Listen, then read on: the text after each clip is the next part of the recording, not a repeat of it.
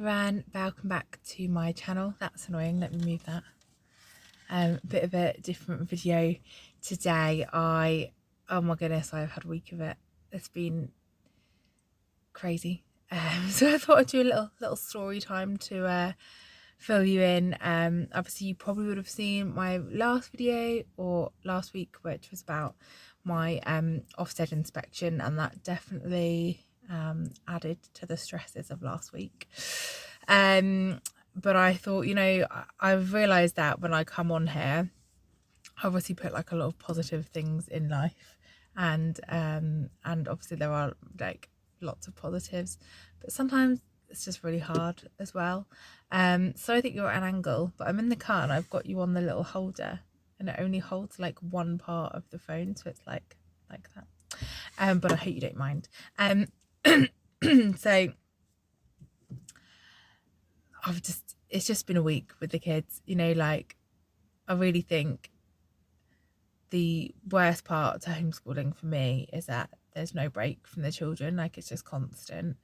Saying that, I have had 4 hours a week when they're at forest school for the last half term, which has been lovely,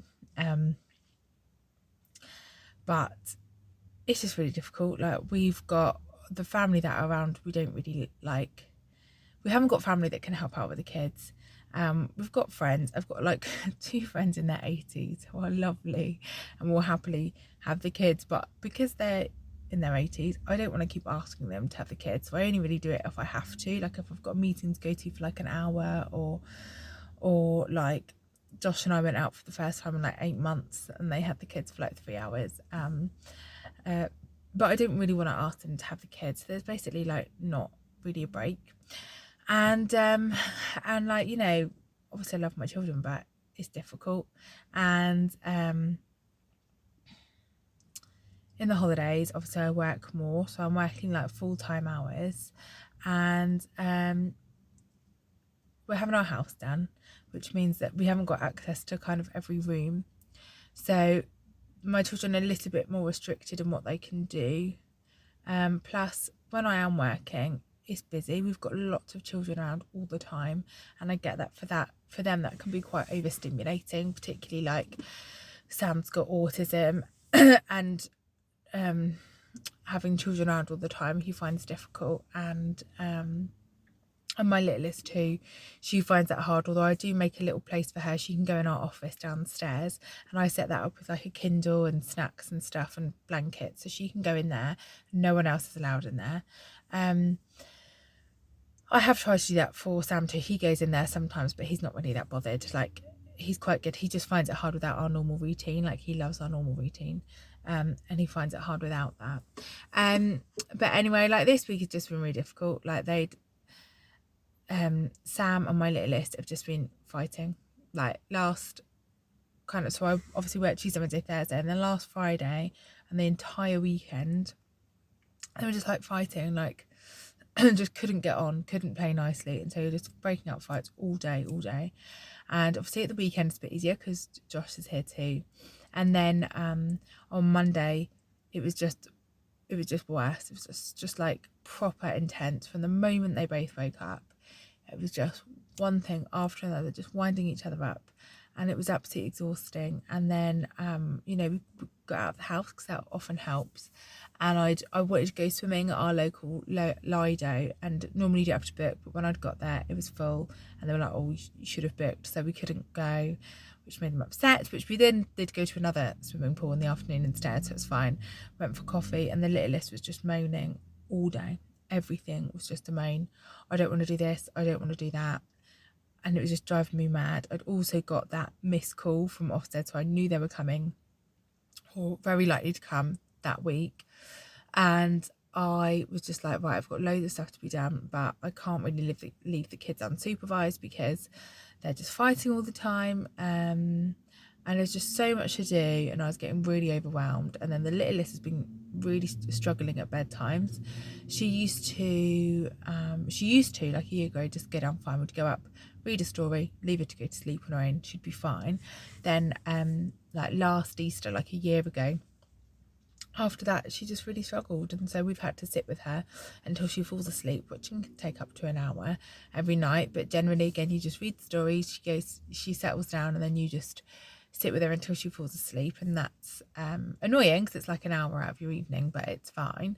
But for the last kind of, I don't know, 4 weeks maybe, she's not been wanting to get up to bed, and then she's been trying to like run away into the garden, or you have to kind of like, she wants you to chase her to get her into bed. And then sometimes when she's in bed, she tries to run out the room and is screaming, and like it's just really difficult.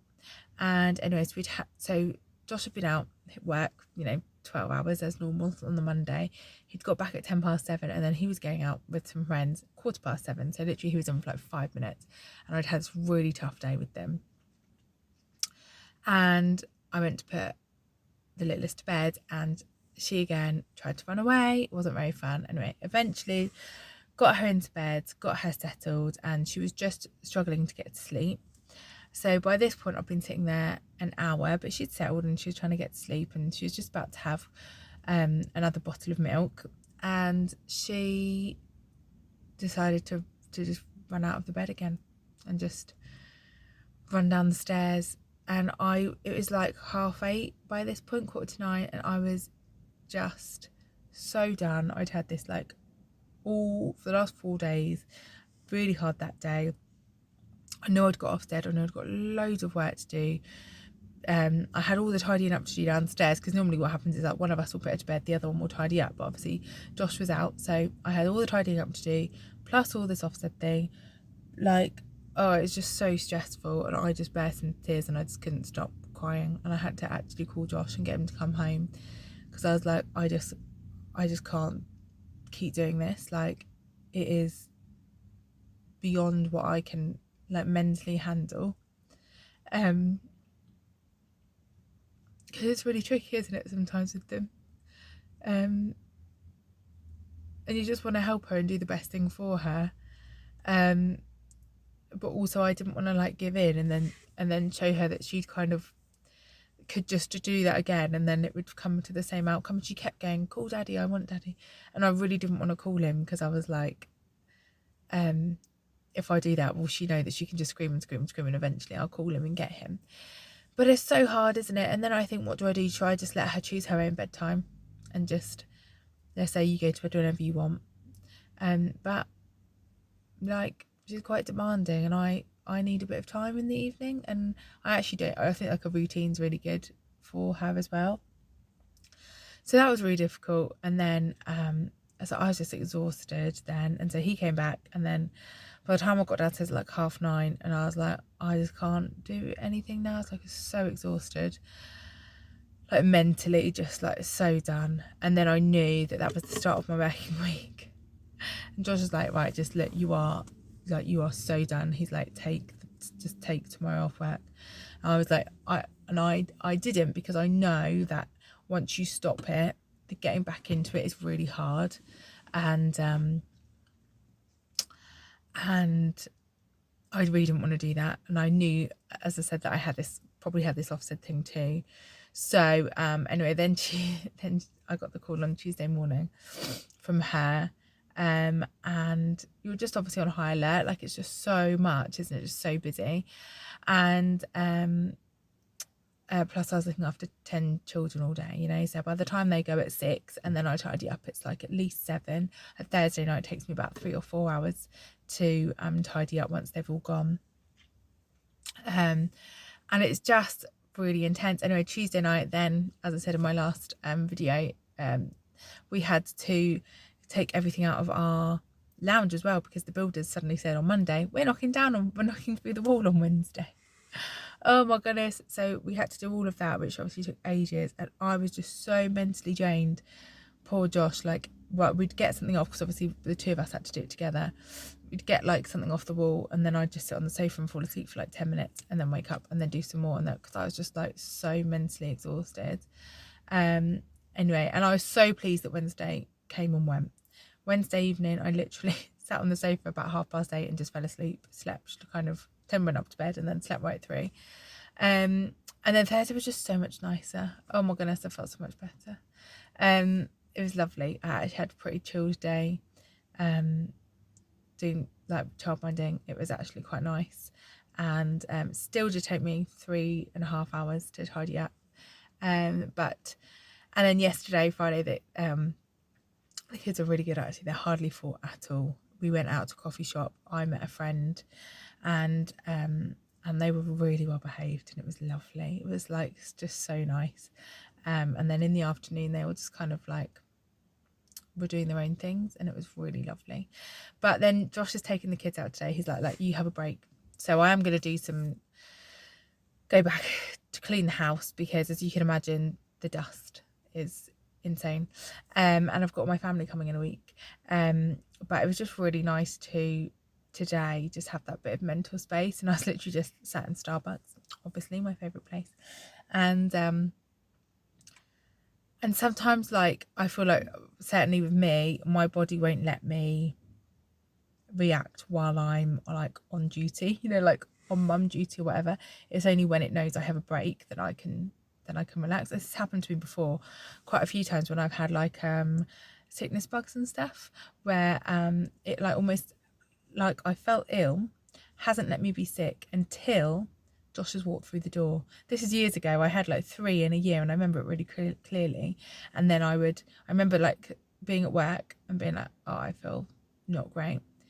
Picking up Hope, driving home, it's about 40 minutes at the time, getting in, and Josh and I used to get in at the same time about in those days, and it would only be as soon as I walked through the door that I would then like need to go and be sick, even though I'd be feeling ill for like hours. And it's really interesting, and so my body's like that. So today I'm feeling like quite teary, I think, because I've just got a bit of headspace just to kind of work through it all. And I think, you know, with the littlest, it's just so intense quite a lot of the time, and it's really difficult. And I do wish that we had people, like, it's easier with family, isn't it, who could help out a bit more. But equally, everyone's got their own lives, you know. Like my sister-in-law, she's been really poorly this week. She just lives 20 minutes down the road, and I'm like, I felt awful because I was like, I can't have your children because I'm working full-time, you know. Her littlest is disabled, so I couldn't exactly have all 3 of her children whilst also childminding. Because I wouldn't be able to give the littlest kind of enough the attention that she needs. And I felt really awful. Thankfully, like, her mum came over and helped, so it's fine. But I'm like, I wish I could offer that to her equally. And yeah, to my goodness, sometimes I realise I do portray that life is all perfect and rosy, and really it's sometimes not. But I'm excited for this day and just to have a bit of time to myself. But yes, so a bit of a different one, bit of a honest kind of raw video. But yeah, thanks for watching, guys, if you've got this far. See you soon. Bye.